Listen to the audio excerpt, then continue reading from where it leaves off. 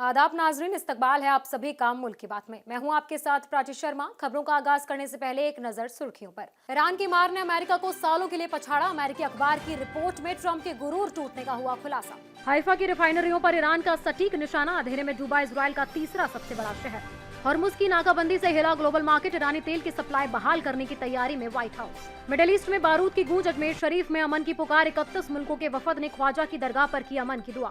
शर्जील इमाम 10 दिनों की जमानत पर रिहा। भाई की शादी और बीमार मां की देखभाल के लिए मिली राहत। केरल में अदा की गई ईद की नमाज। चंद्रशेखरन नायर स्टेडियम में उमड़ा सैलाब। उत्तम नगर में ईद से पहले दिल्ली हाई कोर्ट सख्त। पुलिस को हिफाजती इंतजाम मजबूत करने का हुक्म। भारत में प्रीमियम पेट्रोल की कीमतों में उछाल। आवाम पर महंगाई की एक और मार। भारत कनाडा ताल्लुकात में बड़ी तब्दीली। ट्रूडो के इल्जामात से नई हुकूमत ने बनाई दूरी। नाटो से नहीं डरे तो तोप के गोलों से क्या डरेंगे। तालिबान के सुप्रीम लीडर ने दी पाक को वार्निंग।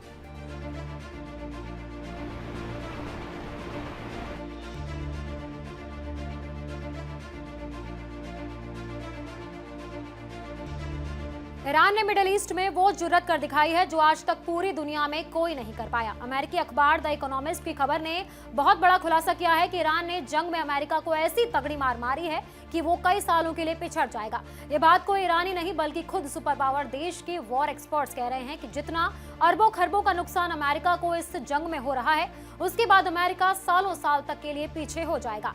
इसके अलावा ईरान ने एक और बड़ा कारनामा ये भी कर दिखाया है कि उसने अमेरिका के सबसे तेज और घातक फाइटर जेट F-35 को मार गिराया। अमेरिका ने कभी ख्वाबों में भी नहीं सोचा होगा कि जिस F-35 के बल पर वो दुनिया को डराता है, उसे ईरान ने एक झटके में मार गिराया है। मिडिल ईस्ट की जंग में हर नए दिन के साथ ईरान का सिक्का मजबूत और अमेरिका इजराइल की जबरदस्त थू हो रही है। जिस तैयारी के साथ अमेरिका ने मिडिल ईस्ट में ईरान के खिलाफ अपनी फौज उतारी थी, आज वही अमेरिकी मिलिट्री ईरान के कहर से पनाह मांग रही है। ईरान के खतरनाक हमले रुकने का नाम नहीं ले रहे। अमेरिका इजराइल एक हमला करते हैं तो ईरान पलटकर 10 से 20 हमलों की बौछार कर देता है। कुल मिलाकर ईरान ने अमेरिका का सारा घमंड चकनाचूर कर दिया है और अब इस बात की गवाही खुद अमेरिकी भी दे रहे हैं। अमेरिका के मशहूर और मारूफ अखबार द इकोनॉमिस्ट ने बहुत बड़ा खुलासा करते हुए बताया है कि ईरान के साथ मिडिल ईस्ट की जंग अमेरिका को बहुत ज्यादा भारी पड़ रही है। अमेरिका ईरान के साथ जंग में इतनी तेजी से अपने हथियार खत्म कर रहा है कि आने वाले कई वर्षों के लिए अमेरिका पिछड़ जाएगा। इसके बाद किसी और बड़ी लड़ाई के लिए उसके पास हथियारों का स्टॉक कम पड़ जाएगा। रिपोर्ट में यह बताया गया है कि डोनाल्ड ट्रंप सरकार के जरिए ईरान में शुरू किए गए वॉर की वजह से अमेरिकी फौज पर बहुत ज्यादा बोझ पड़ रहा है। हालात ये हैं कि अंदर खाने ये बातें चल रही हैं कि अमेरिकी फौज ट्रंप की सनक से तंग आ चुकी है और वो ईरान के साथ जंग नहीं करना चाहती। यानी आखिरकार वो दिन सामने आ ही गया कि खुद अमेरिकी लोग ईरान की ताकत का लोहा मान रहे हैं। उन्हें एहसास हो चुका है कि ईरान के पास वो बेमिसाल ताकत है कि अमेरिका अपनी सारी की सारी ताकत झोंकने के बावजूद ईरान को नहीं हरा पा रहा है। रिपोर्ट में आगे कहा गया है कि ईरान के साथ जंग के शुरुआती 16 दिनों में ही अमेरिका ने करीब 11,000 मिसाइलों और बमों का इस्तेमाल कर डाला है। इसके अलावा पैसों की बात की जाए तो 19 दिन की जंग में अमेरिका के तकरीबन $25 बिलियन इस जंग पे खर्च हो चुके हैं। रिपोर्ट में अमेरिकी एक्सपर्ट्स का कहना है कि जिस हिसाब से अमेरिका को नुकसान हो रहा है, बहुत जल्द अमेरिका का दिवालिया निकल जाएगा और आने वाले कई सालों के लिए अमेरिका बुरी तरह पिछड़ जाएगा। जिस वक्त इस बड़े खुलासे ने तहलका मचाया, उसी वक्त ईरान ने अमेरिका के खिलाफ एक और बहुत बड़ा कारनामा कर दिखाया जिसे दुनिया देख के हैरान है और अमेरिका इजराइल घुटनों पर आ गए हैं। प्रेस टीवी के मुताबिक ईरान की मिलिट्री IRGC ने ऐलान किया कि उसने सेंट्रल ईरान के हवाई इलाके में एक अमेरिकी F-35 फाइटर जेट को मार गिराया। खुद अमेरिका ने इस बात को कबूल किया है कि ईरान ने उसके F-35 को हिट किया है। ये बात वाज़ेह रहे कि अमेरिका का ये सबसे महंगा fighter plane F-35 fighter jet आज तक दुनिया के किसी आसमान में नाकाम नहीं हुआ, लेकिन ईरान ने एक ही झटके में अमेरिका के इस गुरूर को मिट्टी में मिला दिया। ट्रंप जहाँ एक तरफ अमेरिका में बैठकर हर रोज ईरान को झुकाने के दावे कर रहा है, उसके उलट मिडिल ईस्ट के मैदान जंग में ईरान हर घंटे अमेरिका के खोखले दावों पर पानी फेर रहा है। इन बातों से ये साफ हो गया है कि अब अमेरिका का दबदबा और दादागिरी ईरान के हाथों खत्म हो चुके हैं। इजराइल इलेक्ट्रिक कॉर्प ने बताया कि हाइफा इलाके में एक बिजली की लाइन पर मिसाइल का मलबा गिरा, जिससे पूरे शहर की बिजली गुल हो गई। हालांकि तकरीबन 45 मिनट की मशक्कत के बाद बिजली की सप्लाई दोबारा बहाल कर दी गई है। इजराइल की वजारत एनर्जी ने बताया कि ईरान के मिसाइल हमले में उत्तरी बंदरगाह शहर हाइफा में वाक़ई इजराइल की तेल रिफाइनरियों को निशाना बनाया गया, लेकिन इससे कोई खास नुकसान नहीं हुआ। एनर्जी मिनिस्टर एली कोहेन ने कहा कि बिजली की सप्लाई कुछ वक्त के लिए रुकी, लेकिन ज्यादातर मुतासिरा लोगों को बिजली बहाल कर दी गई। कोहेन ने कहा, उत्तर में बिजली ग्रिड को हुआ नुकसान महदूद इलाके में है और ज्यादा अहम नहीं है। साथ ही शुमाल की तरफ हुए हमले में इजरायली बुनियादी ढांचे की किसी भी हिस्से को कोई खास नुकसान नहीं पहुंचा। ईरान के इस्लामिक रेवोल्यूशनरी गार्ड कोर ने कहा कि उसने इजराइल के तीसरे सबसे बड़े शहर हाइफा और मुल्क के जुनूबी हिस्से के अशदोद में वाक़ई रिफाइनरियों को निशाना बनाया। साथ ही इजरायली हुकूमत के कई सिक्योरिटी अहदाफ और फौजी मराकज को भी निशाना बनाया, जिन पर उसने कहा कि सटीक मिसाइलों से हमला किया गया। पुलिस ने कहा कि हाइफा में कई जगहों पर बम डिस्पोजल यूनिट्स मौजूद थीं, जहां गोला बारूद गिरा था। किसी के हताहत होने की खबर नहीं है। इजरायल के माहौलियाती वजारत ने बताया कि रोकी गई मिसाइल का मलबा हाइफा में गिरा है। इजरायल इलेक्ट्रिक कॉर्प ने कहा कि हाइफा इलाके में एक बिजली लाइन पर मलबा गिरा, जिससे कुछ वक्त के लिए बिजली गुल हो गई, लेकिन लगभग 45 मिनट के अंदर सभी ग्राहकों की बिजली बहाल कर दी गई। मगरबी एशिया में लगातार हालत बिगड़ रहे हैं। इसी बीच अमेरिका के ट्रेजरी सेक्रेटरी स्कॉट बेसेंट ने बताया है कि अमेरिका जल्द ही ईरानी तेल पर लगी पाबंदियों को हटा सकता है। बेसेंट ने ऐसा करने की वजह भी बताई। उनके मुताबिक ईरानी तेल पर लगी पाबंदी हटाने से दुनिया भर में तेल की सप्लाई को बढ़ाने और उनकी कीमतों को कम करने में मदद मिलेगी। रॉयटर्स की रिपोर्ट के मुताबिक अमेरिकी treasury secretary Scott Bessent Fox Business Network के एक प्रोग्राम मॉर्निंग्स विद मारिया में शामिल हुए। इस दौरान उन्होंने ईरान अमेरिका जंग पर बात की। बेसेंट ने इस प्रोग्राम में बताया कि आने वाले दिनों में अमेरिका समुद्र में फंसे लगभग 140 मिलियन बैरल ईरानी तेल से पाबंदी हटा सकता है। साथ ही ये भी बताया कि ये तेल दुनिया भर में 10 से 20 हफ्ते तक तेल की डिमांड को पूरा कर सकता है। स्कॉट बेसेंट ने आगे बताया कि ईरानी तेल से पाबंदी हटाने से 10 से 14 दिनों तक दुनिया भर में तेल की कीमतों को भी कम करने में मदद मिलेगी। उन्होंने आगे कहा कि पिछले 2 हफ्तों में तेल की कीमतें $100 फी बैरल से ज्यादा रही। ऐसा इसलिए हुआ क्योंकि ईरान ने इजराइल अमेरिका के साथ चल रही जंग के बीच स्ट्रेट ऑफ हुर्मुज को बंद कर दिया है। साथ ही इसके पास से गुजरने वाले तेल के टैंकरों पर हमला भी कर दिया। अमेरिका और इजराइल मिलकर ईरान पर हमला कर रहे हैं। इस तनाव के बीच ब्रिटेन, अमेरिका और कनाडा के 31 अराकीन वाला एक इंटरनेशनल वफद अजमेर पहुंचा। उन्होंने सूफी संत ख्वाजा मोइनुद्दीन हसन चिश्ती की दरगाह पर आलमी अमन के लिए दुआ मांगी। इस बीच ब्रिटेन, अमेरिका और कनाडा के 31 सदस्यों वाले एक अंतर्राष्ट्रीय वक्फ अजमेर पहुंचा। उन्होंने सूफी संत ख्वाजा मोइनुद्दीन हसन चिश्ती की दरगाह पर विश्व आलमी अमन के लिए दुआ मांगी। दरगाह पहुंचने पर वक्फ का इस्तकबाल दरगाह के खादिम सैयद सलमान चिश्ती ने किया। उन्होंने सभी मेहमानों को दरगाह की जियारत करवाई और रिवायत के मुताबिक उनकी दस्तारबंदी की और उन्हें तबर्रुक पेश किया। इसके बाद वक्फ के सदस्यों ने ख्वाजा साहब की मजार पर एक रस्मी चादर चढ़वाई और इज्तिमाई दुआएं की। इस दौरे के दौरान वफद के सदस्यों ने अमेरिका, इजरायल और ईरान जंग को खत्म करने और दुनिया भर में अमन के लिए भी दुआ मांगी। उन्होंने कहा कि मौजूदा हालात को देखते हुए पूरी दुनिया बदअमनी और डर के दौर से गुजर रही है। ऐसे वक्त में इंसानियत और भाईचारे का पैगाम फैलाना बेहद जरूरी है। सलमान चिश्ती ने बताया कि वफद ने दरगाह के निजाम गेट से शुरू होकर रस्मी चादर ले जाते हुए एक जुलूस भी निकाला, जिसमें रूहानी सूफी कव्वाली की गूंज भी शामिल थी। दिल्ली में साल 2020 में हुए दंगों से जुड़े कथित साजिश के मामले में मुलजिम शर्जिल इमाम 20 मार्च जुमे को 10 दिनों के लिए जेल से बाहर आ गए हैं। अदालत ने 9 मार्च को शर्जिल इमाम को राहत देते हुए 10 दिनों की अंतरिम जमानत मंजूर की थी। अदालत ने यह जमानत उन्हें अपने भाई की शादी में शामिल होने और अपनी बीमार मां की तीमारदारी करने के लिए दी।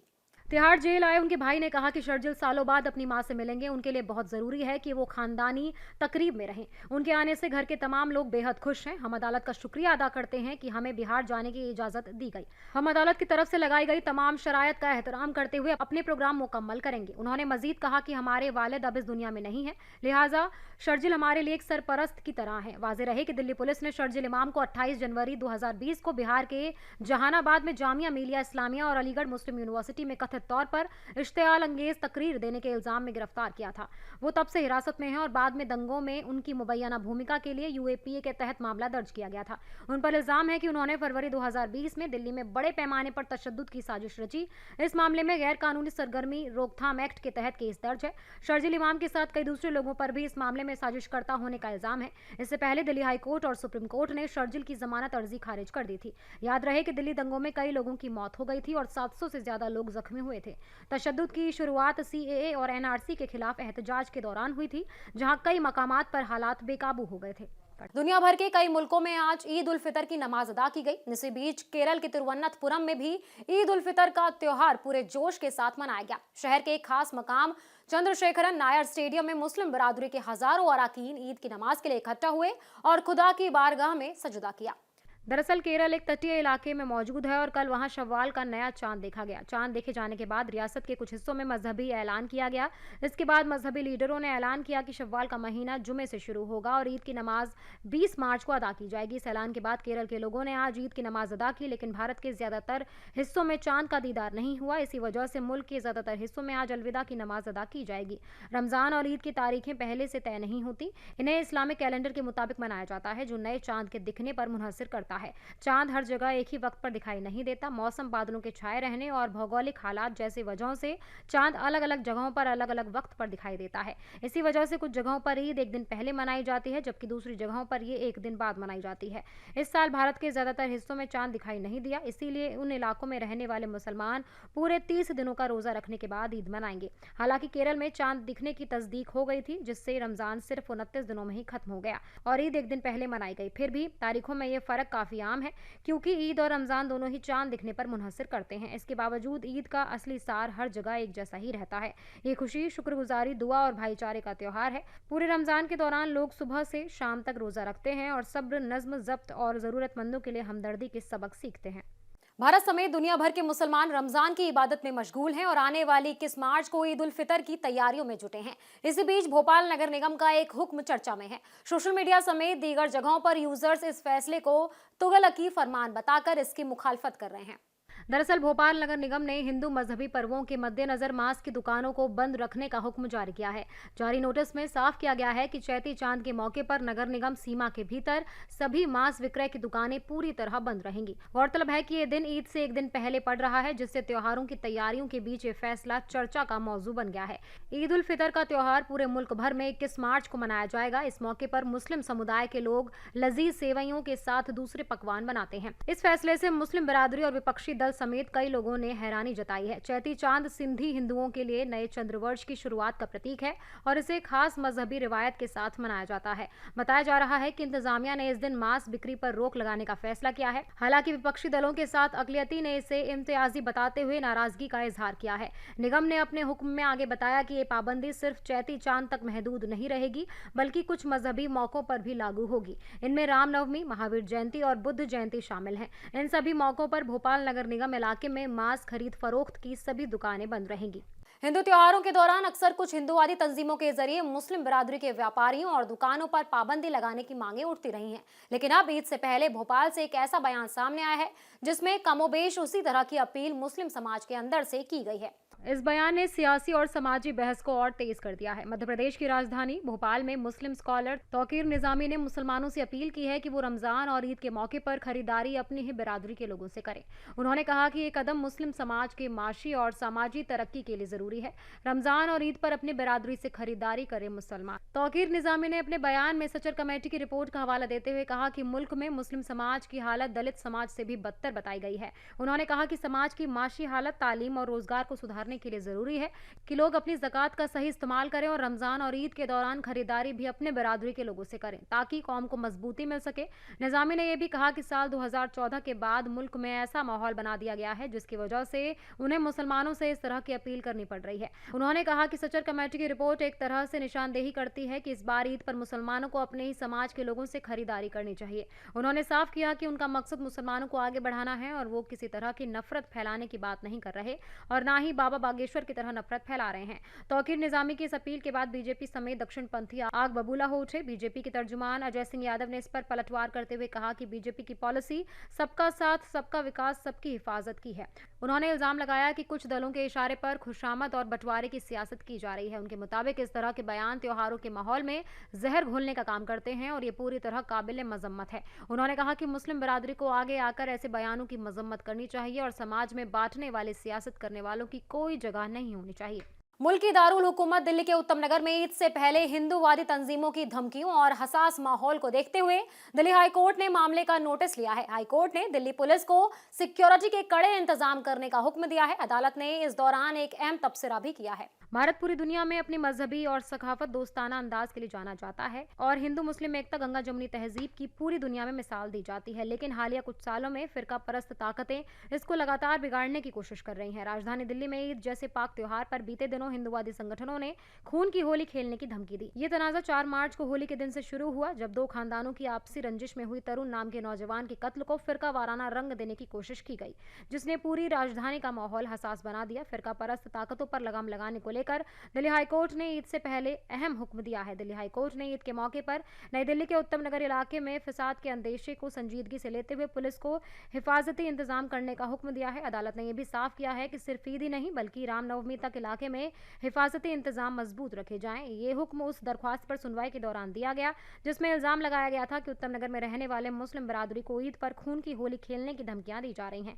मामले की अगली सुनवाई अब 6 अप्रैल को तय की गई है। साथ ही कोर्ट ने पुलिस को नोटिस जारी कर जवाब भी मांगा है। बार एंड बेंच की रिपोर्ट के मुताबिक मामले की सुनवाई में हाईकोर्ट ने साफ शब्दों में कहा कि पुलिस की मौजूदगी से लोगों में भरोसा और महफूज रहने का जज्बा दिखना चाहिए। अदालत ने ऑफिसरों को वार्निंग देते हुए कहा है कि ये यकीनी बनाया जाए कि कोई भी शख्स किसी तरह की गलत हरकत ना कर सके।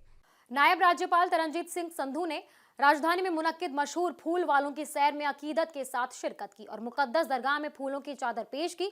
इस दौरान उन्होंने मुल्क की तरक्की, अमन और खुशहाली के लिए दुआएं मांगी। ये तकरीब दिल्ली में रिवायत और भाईचारे की एक अजीम मिसाल मानी जाती है। फूल वालों की सैर दिल्ली की सदियों पुरानी रिवायत है जो हिंदू और मुस्लिम बिरादरी की मुश्तरका तहजीब को पेश करती है। इस त्योहार के दौरान योगमाया मंदिर और दरगाह दोनों मकामात पर अकीदत का इजहार किया जाता है। नायब राज्यपाल तरनजीत सिंह संधू ने कहा कि योगमाया मंदिर और दरगाह में मनाया जाने वाला यह अनोखा उत्सव भारत की गंगा जमुनी तहजीब और साझा विरासत की एक खूबसूरत झलक है। उन्होंने मजीद कहा कि ये आयोजन मुल्क की कसरत में वहदत को मजबूत करता है और समाज में आपसी एहतराम को बढ़ावा देता है। उपराज्यपाल ने अपने सोशल मीडिया एक्स हैंडल पर पोस्ट करते हुए लिखा कि मशहूर फूल वालों की सैर के मौके पर ख्वाजा बख्तियार काकी की मुकद्दस दरगाह पर फूलों की चादर पेश की गई। दिल्ली की तरक्की, अमन और खुशहाली के लिए दुआ की गई। योगमाया मंदिर और दरगाह पर मनाया जाने वाला दिल्ली का यह अनूठा त्योहार हमारी मालामाल मिली जुली संस्कृति और साझा विरासत को दर्शाता है। सदियों पुरानी ये रिवायत आज भी पूरी अकीदत और जोशो खरोश के साथ जारी है, जिसमें बड़ी तादाद में लोग शामिल होते हैं। इस त्योहार में फूलों की सजावट, चादर पेश करने की रस्म और सकाफती सरगर्मियां मरकजी कशिश होती है। ये जुलूस और पूजा अर्चना की रस्में मंदिर और दरगाह दोनों जगह अदा की जाती हैं, जिसमें स्थानीय लोगों और इंतजामिया की भरपूर हिस्सेदारी रहती है। मिडिल ईस्ट में जारी बहरान के बीच पेट्रोलियम कंपनियों ने प्रीमियम पेट्रोल की कीमतों में 2 रुपए का इजाफा किया है। हालांकि आम पेट्रोल और डीजल की कीमतों में कोई बदलाव नहीं किया गया और वो पुरानी दरों पर ही मिल रहे हैं। ये बढ़ी हुई दरें 20 मार्च की रात से लागू कर दी जाएंगी। ईरान से जुड़े जंग जैसे हालातों के बीच जहां पहले से ही एलपीजी का बहरान देखने को मिल रहा है, वहीं दूसरी तरफ तेल कंपनियों ने प्रीमियम पेट्रोल के दाम बढ़ाकर जनता को बड़ा झटका दिया है। आज से बीपीसीएल का स्पीड, एचपीसीएल का पावर, आईओसीएल का XP95 जैसे प्रीमियम पेट्रोल की कीमतों में 2 रुपए 9 पैसे फी लीटर का इजाफा किया गया है। आईओसीएल के कुछ आउटलेट्स पर XP95 पेट्रोल फिलहाल 101 रुपए 80 रुपए फी लीटर के दर से बेचा जा रहा है। कुछ मकामात पर पहले प्रीमियम पेट्रोल की कीमत 111 रुपए 68 पैसे थी, जो अब बढ़कर 113 रुपए 77 पैसे फी लीटर हो गई है। इस इजाफे के बाद उत्तर प्रदेश की राजधानी लखनऊ में पेट्रोल की कीमत 103 रुपए 92 पैसे पहुंच गई है, जबकि पुणे में प्रीमियम पेट्रोल 113 रुपए 17 पैसे फी लीटर पर बेचा जा रहा है। मुल्क में प्रीमियम पेट्रोल की कीमतों में यह बढ़ोतरी ऐसे वक्त में की गई है जब आलमी बाजार में कच्चे तेल की कीमत $100 फी बैरल के पार पहुंच चुकी है। एक तरफ एलपीजी का संकट पहले से बरकरार है, वहीं कच्चे तेल की कीमतों में इस उछाल का सीधा असर आम आदमी की जेब पर पड़ेगा। दुश्वारी सिर्फ तेल की कीमतों तक महदूद नहीं है। भारतीय रुपया भी अमेरिकी डॉलर के मुकाबले लगातार कमजोर हो रहा है। शुक्रवार को पहली बार रुपया डॉलर के मुकाबले 93 के स्तर से भी नीचे गिर गया। ऐसे में महंगाई को काबू में रखने के लिए सरकार पर दबाव और भी ज्यादा बढ़ गया है। कनाडा की नई हुकूमत ने साबिक वजीर आजम जस्टिन ट्रूडो के भारत पर लगाए गए संगीन इल्जामात से अब दूरी बनानी शुरू कर दी है। लंबे अरसे से चले आ रहे तनाजे के बीच कनाडा की आली जांच एजेंसी के ताजा बयान ने साफ इशारा दिया है कि भारत के खिलाफ पहले लगाए गए इल्जामात अब कमजोर पड़ते हुए दिख रहे हैं। आरसीएमपी के कमिश्नर माइक ढूमे ने कहा कि मौजूदा तफ्तीश और दस्तयाब जानकारी की बुनियाद पर कनाडा में किसी भी गैर कानूनी सरगर्मी में भारत सरकार या उससे जुड़े किसी शख्स का किरदार नहीं पाया गया। उन्होंने एक इंटरव्यू में साफ किया कि बैनुल अक़वामी दमन या बैरूनी मुदाखलत से जुड़ी मौजूदा फाइलों में किसी विदेशी हुकूमत की सीधी मुलव्वसी सामने नहीं आई है।